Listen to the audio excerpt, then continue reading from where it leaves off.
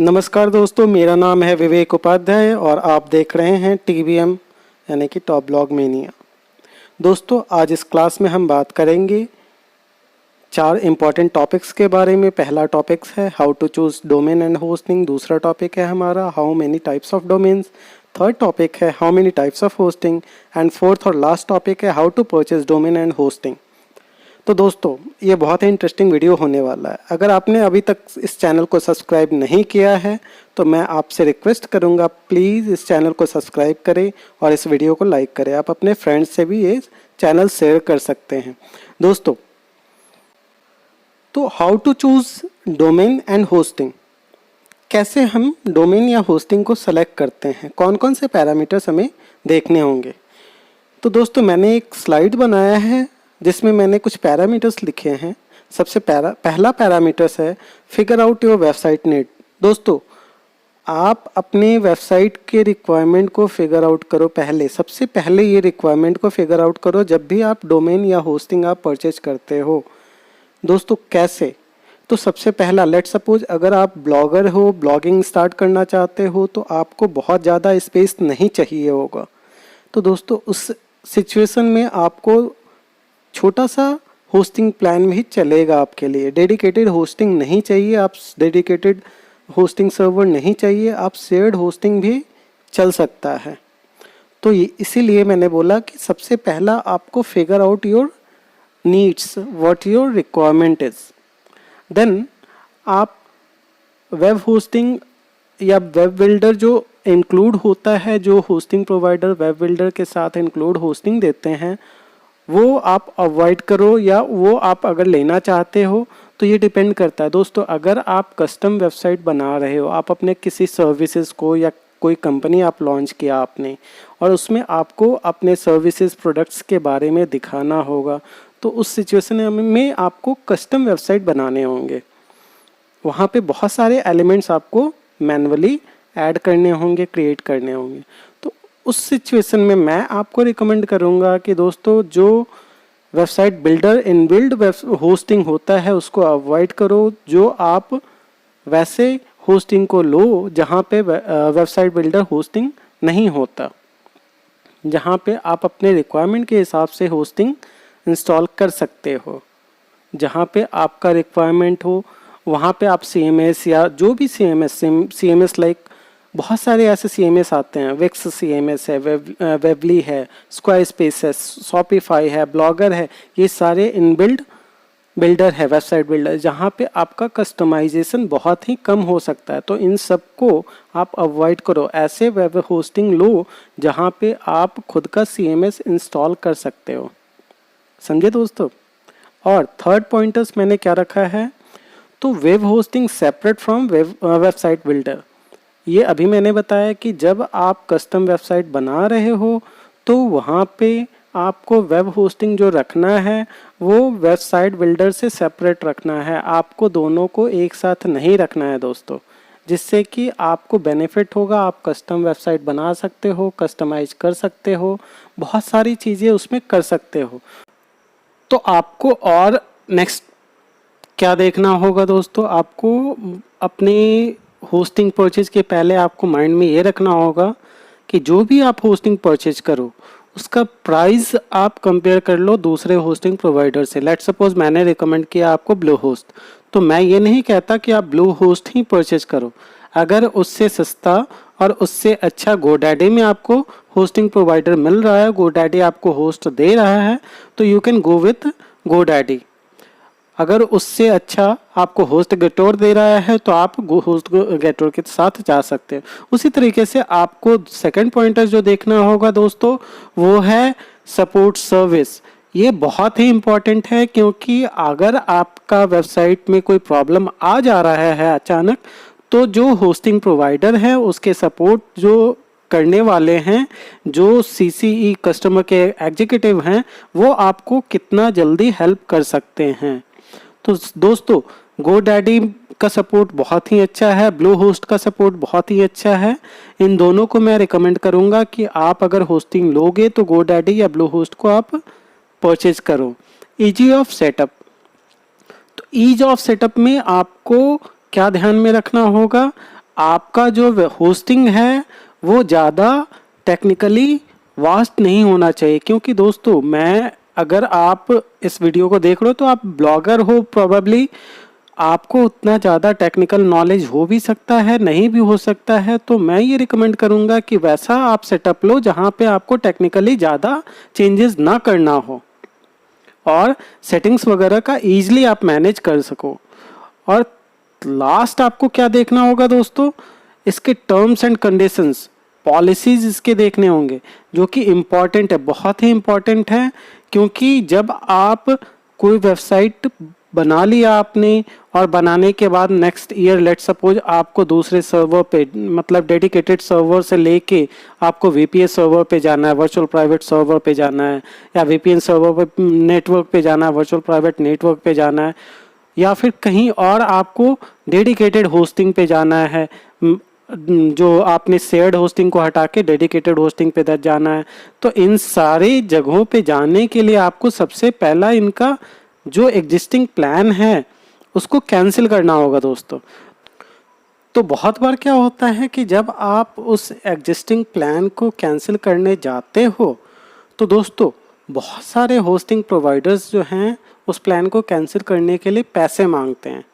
तो ये आपको चेक करना होगा कि कैंसिलेशन पॉलिसी उनका क्या है, वो कुछ पैसे तो नहीं मांग रहे हैं आपसे, समझे दोस्तों।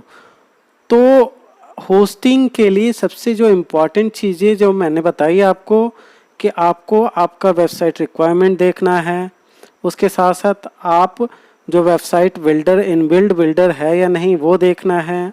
अगर आप CMS को यूज कर रहे हो तो CMS में कितना कस्टमाइजेशन फंक्शनैलिटी है वो आपको चेक करना होगा। उसके साथ साथ आपको और भी क्या देखना है, तो वेबसाइट आप CMS इंस्टॉल कर सकते हो इंडिविजुअल CMS या नहीं, ये आपको देखना होगा। और उसके साथ साथ और भी जो इम्पोर्टेंट चीज़ें हैं जो मैंने बताई आपको, वो सारी चीज़ें आपको ध्यान में रखनी होंगी आपको होस्टिंग अगर लेना है तो, क्योंकि होस्टिंग आपके वेबसाइट के लिए बहुत ही इम्पोर्टेंट है। बहुत ही इम्पोर्टेंट का मतलब बहुत ही इम्पोर्टेंट, जैसे आप स्पेस, आप घर लेने के पहले, मैं एग्जांपल बता रहा हूँ, आप घर लेने के पहले वहाँ के आसपास के लोकेशन को देखते हो। कोई भी घर परचेज करने के पहले ऐसे तो नहीं परचेज कर लेते आप, आसपास के लोकेशन को देखते हो, क्या क्या आने जाने का सुविधा है वो आप देखते हो, ठीक है।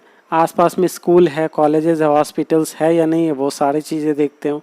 तो उसी तरह से आपको होस्टिंग परचेज करने के पहले क्या क्या देखना होगा, होस्टिंग क्या क्या है, होस्टिंग में क्या क्या फंक्शनैलिटी है, और भी बहुत सारी चीज़ें देखनी होंगी जो मैंने बताया।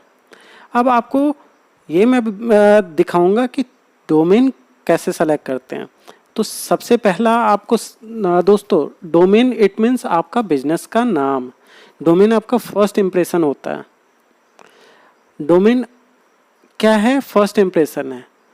और आपको ये भी नहीं देखना है कि कीवर्ड डोमेन में आना चाहिए या नहीं, क्योंकि एग्जैक्ट मैच डोमेन्स जो है वो अब एल्गोरिदम चेंज हो चुका है।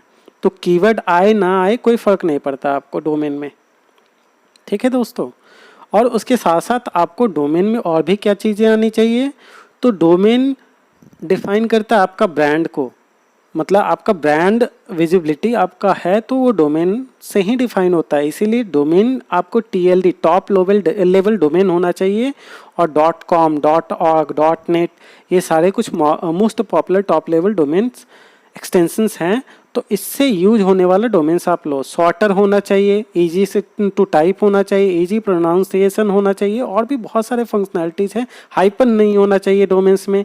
ये सारी चीज़ें आपको देखनी होंगी कभी भी डोमेन आप परचेज करो तो, ठीक है दोस्तों।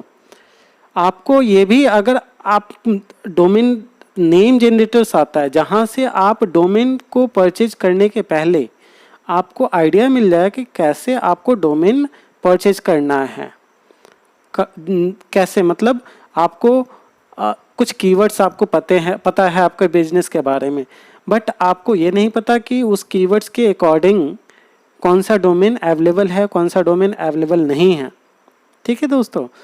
तो दो वेबसाइट्स का नाम मैंने बताया, namemesh.com और domainwheel.com। ये दोनों बहुत ही मोस्ट पॉपुलर वेबसाइट हैं जो कि डोमेन नेम जनरेटर का काम करती है। इसका मतलब हुआ कि इन दोनों वेबसाइट्स पे आप जाओगे और यहाँ पे आप अपने वेबसाइट या अपने बिजनेस से रिलेटेड जो कीवर्ड्स है, जो फोकस कीवर्ड्स है, या जो बिजनेस है या जो इंडस्ट्री आप टारगेट कर रहे हो उस इंडस्ट्री के बारे में आप लिखोगे कि ये इंडस्ट्री है, तो उससे रिलेटेड आपके पास जितने भी अवेलेबल्स डोमेन हैं वो सारा आपको शो हो जाएगा। मैं आपको एग्जांपल करके एक दिखाऊंगा आगे। देखो, मैंने जो एग्जांपल मैं दिखाऊंगा ये देखो आप कि namemesh.com और डोमेनविल दोनों में से मैं एक एक एग्जांपल दिखाऊंगा दोस्तों। मैंने क्लिक किया namemesh.com पे। जब मैंने क्लिक किया तो इसका वेबसाइट जो ओपन हुआ ये देखो सामने। अब यहाँ पे क्या है, your awesome domain name is waiting, जो टाइटल से ही पता चल रहा है कि ये डोमेन नेम जनरेटर वेबसाइट है। यहाँ पे आप अपने बिजनेस से रिलेटेड डिटेल्स डालोगे। जैसे मैंने एसईओ क्लास बनाया तो एसईओ क्लास से रिलेटेड मैंने डाल दिया एसईओ क्लासेस। अब मैं जब जनरेट पे क्लिक करूँगा तो एसईओ क्लासेस से रिलेटेड जितने भी वेबसाइट्स डोमेन हैं वो सारे डोमेन मेरे पास ऑप्शंस में अवेलेबल आ जाएंगे। कौन कौन से डोमेन अवेलेबल है वो सारे ऑप्शंस मेरे सामने आ जाएंगे। अब जब ऑप्शंस आ गए, देखो दोस्तों ये सामने आप देखोगे, जब मैंने क्लिक किया तो ये सारे कॉमन, न्यू, शॉर्ट, एक्स्ट्रा, ये सारे डोमेन्स के टाइप्स SEOclasses.com ये अवेलेबल नहीं है, बट बाकी सारे डोमेन्स अवेलेबल है दोस्तों। तो ये जो अवेलेबल डोमेन्स हैं उनको आप परचेज कर सकते हो दोस्तों। हाइफन वाला डोमेन आप निगलेक्ट करना, नहीं लेना, बट अगर आप इंडिया को टारगेट कर रहे हो .co.in बहुत ही इंपॉर्टेंट है, वो ले सकते हो आप। अगर यूके को टारगेट कर रहे हो .co.uk आप इंपॉर्टेंट है, वो ले सकते हो। उसी तरह से आप आगे आप देखोगे क्या है, how many types of domain, domain के कितने प्रकार होते हैं। तो दोस्तों डोमेन बेसिकली 5 तरह के होते हैं। सबसे पहला जो डोमेन होता है domain type TLD, top level domains. Top level domains जैसा मैंने पहले भी अभी बताया था आपको इस वीडियो में, .com, .websites, .info, .club, .org ये सारे टॉप लेवल डोमेन्स के एग्जाम्पल्स हैं। CCTLD क्या होता है, country code top level domains, वैसे डोमेन्स जहाँ पे कंट्री का कोड भी आता है, जिससे कि वैसे डोमेन्स आपको कंट्री का कोड भी आता है और उस डोमेन से आप यह पहचान सकते हो कि यह वेबसाइट कौन से कंट्री से बिलोंग करता है। जैसे .in मीन्स इंडिया से बिलोंग करता है, .co.in .uk यानी कि यूके से बिलोंग करता है, .com.au यानी कि ऑस्ट्रेलिया का है, .nz यानी कि न्यूजीलैंड का है। तो इन सब से आपको क्या पता चल गया है, CCTLD से आपको country code top level domain पता चल जाएगा, मतलब कि कंट्री कोड भी लगा होगा। वैसे डोमेन्स को हम CCTLD कहते हैं। अब क्या आता है हमारे पास, GTLD। दोस्तों GTLD क्या होता है, GTLD means generic top level domain. Generic top level domain हम किसे कहते हैं, तो टॉप लेवल डोमेन मैंने बताया .com, .ed, .website, .info, .club, .org ये सारे टॉप लेवल डोमेन्स है। इससे आपको ये नहीं पता चल रहा है कि ये कौन से बिजनेस से बिलोंग करते हैं, बट जब GTLD आ जाता है, जेनरिक टॉप लेवल डोमेन आ जाता है, तो इससे आपको पता चलेगा कि ये कौन से बिजनेस से बिलोंग करते हैं। जैसे .edu तो एजुकेशनल साइट होगा, .org यानी कि कोई ऑर्गेनाइजेशन का वेबसाइट होगा, है ना दोस्तों। तो GTLD से आपको डिटेल में पता चल जाएगा कि ये कहाँ से बिलोंग करते हैं, कैसे इंडस्ट्री से बिलोंग करते हैं। इसको हम GTLD कहते हैं। अब हमारा फोर्थ ऑप्शन क्या है, सेकंड लेवल डोमेन्स। तो सेकंड लेवल डोमेन्स किसको कहते हैं दोस्तों, अभी मैंने आपको बताया CCTLD। CCTLD के साथ साथ अगर GTLD मिल जाता है तो इसको हम सेकंड लेवल डोमेन कहते हैं। मतलब second level domains is equals to CCTLD and GTLD is equals to CCTLD and GTLD, यानी कि .gov.uk। यहाँ पे क्या हम देख सकते हैं, गवर्नमेंट का वेबसाइट है ये और यूके से बिलोंग करता है। समझ गए दोस्तों, गवर्नमेंट का वेबसाइट है, यूके से बिलोंग करता है। उसी तरीके से .gov.au गवर्नमेंट का वेबसाइट है, ऑस्ट्रेलिया से बिलोंग करता है। यहाँ से हम लोगों को पता चल जाएगा, ज्योग्राफिकल लोकेशन भी पता चल जाएगा, यानी कि कंट्री कोड भी पता चल जाएगा, और हमारा जेनरिक टॉप लेवल डोमेन जो है वो भी पता चल जाए। अब थर्ड है थर्ड लेवल डोमेन। तो थर्ड लेवल डोमेन दोस्तों ऐसे डोमेन्स को कहते हैं जो कि हायरार्की में हो, मतलब जो हमारा मेन डोमेन है उसके हायरार्की में जो डोमेन आता है उसको हम थर्ड लेवल डोमेन कहते हैं। जैसे मैंने एक एग्जांपल दिया www.topblogmania.com। अब इसमें थर्ड लेवल डोमेन्स कौन सा है, तो www हमारा जो है वो थर्ड लेवल डोमेन्स है। उसी तरीके से अगर मैं blog.topblogmania.com या event.topblogmania.com मैं डालता हूँ तो ये सारे जो होंगे वो टॉप लेवल डोमेन, ये सेकंड लेवल डोमेन होंगे। अब दोस्तों how many types of hosting, ये हमारा क्वेश्चन था जो मैं इस क्लास का एक क्वेश्चन था, how many types of hosting. तो अब ये देखो दोस्तों, होस्टिंग के 5 प्रकार होते हैं, होस्टिंग 5 तरह के होते हैं। सबसे पहला है शेयर्ड होस्टिंग। शेयर्ड होस्टिंग का एग्जांपल मैं ब्लू होस्ट, बहुत बड़ा एग्जांपल है शेयर्ड होस्टिंग का, जो कि होस्टिंग प्रोवाइडर है, और गोडैडी भी होस्टिंग प्रोवाइडर है, शेयर होस्टिंग का बहुत बड़ा एग्जांपल है। शेयर होस्टिंग का मतलब हुआ कि एक ऐसा होस्टिंग सर्वर जहाँ से मल्टीपल लोग उस होस्टिंग सर्वर को यूज कर रहे हैं, वहाँ पे आपको शेयर्ड होस्टिंग उसको हम कहते हैं।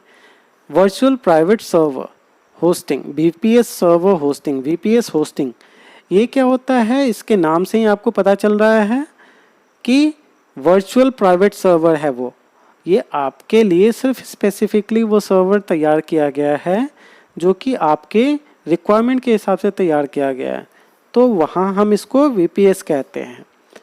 ये वेबसाइट ओनर के रिक्वायरमेंट के हिसाब से तैयार किया जाता है, समझे दोस्तों। तो वर्चुअल प्राइवेट सर्वर जो है आपके रिक्वायरमेंट के हिसाब से, और ये किसी से शेयर्ड नहीं होता, ये डेडिकेटेड फॉर यू, ठीक है। तो वर्चुअल प्राइवेट सर्वर जो है आपके वेबसाइट के लिए होता है। अब डेडिकेटेड सर्वर हम किसे कहते हैं, डेडिकेटेड सर्वर होता है जो कि आपके वेबसाइट के लिए डेडिकेटेडली हो, जो सर्वर, जो होस्टिंग प्लान जो हो, जहाँ से किसी दूसरे को शेयर ना किया गया हो, समझे दोस्तों। तो in this server is exclusively rented by you and your website is the only one stored on it। ऐसे सर्वर पे जो कि एक्सक्लूसिवली आपके लिए और आपके वेबसाइट के लिए रेंटेड होता है, आप वहाँ पे आप अपने वेबसाइट को रख सकते हो, सॉफ्टवेयर्स रख सकते हो, वेब ऐप्स रख सकते हो, वो डेडिकेटेड सर्वर है। वहाँ पे आपका फुली सिक्योरिटी है, आप किसी और से शेयर नहीं है उस डेडिकेटेड सर्वर का कोई भी प्लान, समझे दोस्तों। अब क्लाउड होस्टिंग है, तो क्लाउड होस्टिंग है क्या, बहुत सारे एग्जांपल्स है क्लाउड होस्टिंग के। Google cloud cloud hosting provider है, VMware cloud cloud hosting provider है। ये सारे जो हैं ये अपने रिक्वायरमेंट के हिसाब से, हमारा जो रिक्वायरमेंट है, जितना CPU लगेगा, जितना RAM लगेगा, कितना आपका हार्ड डिस्क लगेगा होस्टिंग में, सर्वर में, वो सारा आपके रिक्वायरमेंट के हिसाब से आप खुद क्लाउड होस्टिंग बना सकते हो। और इसको बनाने के लिए जो प्लेटफॉर्म चाहिए वो सारे आपको गूगल क्लाउड होस्टिंग प्रोवाइडर देते हैं, VMware क्लाउड होस्टिंग प्रोवाइडर देते हैं, IBM का भी क्लाउड होस्टिंग प्रोवाइडर है वो भी आपको देता है। यहाँ से आप क्लाउड होस्टिंग परचेज कर सकते हो दोस्तों, समझे। तो क्लाउड होस्टिंग में क्या है, आपका अपने खुद के रिक्वायरमेंट के हिसाब से और खुद आपको क्रिएट करना होगा। हाँ, आपके कंपनी जहाँ से आपने परचेज किया वो आपको हेल्प ज़रूर करेगी, बट क्लाउड होस्टिंग बहुत ही सिक्योर होस्टिंग माना जाता है दोस्तों।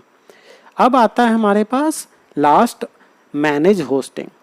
तो मैनेज होस्टिंग किसे कहते हैं हम दोस्तों, मैनेज होस्टिंग में जितने भी टेक्निकल सर्विसेज हैं, like hardware, software setups, configuration, maintenance, hardware replacement, technical support, patching, updating, monitoring, ये सारी चीज़ें आपको जहाँ से आपने मैनेज होस्टिंग सर्वर ले रखा है वो आपको प्रोवाइड करेगी। तो मैनेज होस्टिंग क्या है? मैनेज होस्टिंग का सबसे बड़ा एग्जांपल कौन सा है? रैक स्पेस है। अब आपकी बात आती है, लास्ट क्वेश्चन था हमारा हाउ टू परचेज डोमेन और होस्टिंग।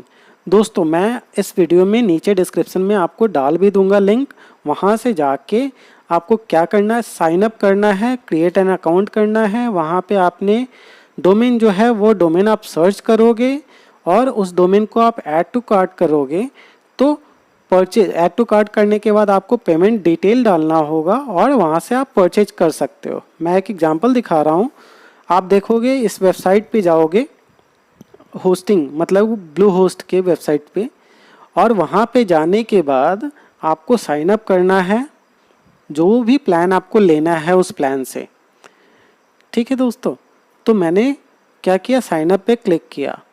साइन अप पे जाने के लिए आप लॉगिन पे क्लिक करोगे, वहाँ पे साइन अप का ऑप्शन आ जाएगा। यहाँ पे नीचे देखो create an account, create account का ऑप्शन नीचे आ रहा है। जब आप उस पर क्लिक करोगे दोस्तों तो आपको कुछ डिटेल्स फिल करने होंगे। ठीक है दोस्तों, यहाँ पे देखो मैं क्या कर रहा हूँ, क्रिएट एन अकाउंट पे जब मैंने क्लिक किया तो यहाँ पे आपके पास एक फॉर्म आया। उस फॉर्म में आपको सेलेक्ट करना है कि क्या क्या आपको रिक्वायरमेंट है। तो मैंने बेसिक प्लान जो है वो लेके मैं चल रहा हूँ दोस्तों, जहाँ पे मैं एक वेबसाइट को होस्ट कर सकता हूँ। अगर आपके पास एक से ज़्यादा वेबसाइट हैं तो प्लस प्लान को आप ले सकते हो, या और भी ज़्यादा आपको डिटेल्स चाहिए तो आप चॉइस प्लस जो है वो ले सकते हो। तो प्लस प्लान में मल्टीपल वेबसाइट होंगे और उसमें फर्स्ट वाले में सिंगल वेबसाइट होंगे। अब यहाँ पे आपको डोमेन सेलेक्ट करना होगा। डोमेन देखो टॉप ब्लॉग मेनिया मैंने एग्जांपल में डाला, तो टॉप ब्लॉग मेनिया तो अवेलेबल नहीं होगा दोस्तों, क्योंकि ये मेरा डोमेन है, मैंने ऑलरेडी परचेज कर रखा है। एसईओ क्लासेस वाला जो डोमेन मैं हम लोगों ने लिया था वो है। अब यहाँ पे TLD ऑटोमेटिकली आ रहा है, टॉप लेवल डोमेन, उसको आपको सेलेक्ट करना है। देन नेक्स्ट पे आप क्लिक करोगे, तो नेक्स्ट पे जैसे ही क्लिक करते हो यहाँ पे आपके पास डिटेल्स फॉर्म आते हैं। उस डिटेल को आपको फिल करना है दोस्तों।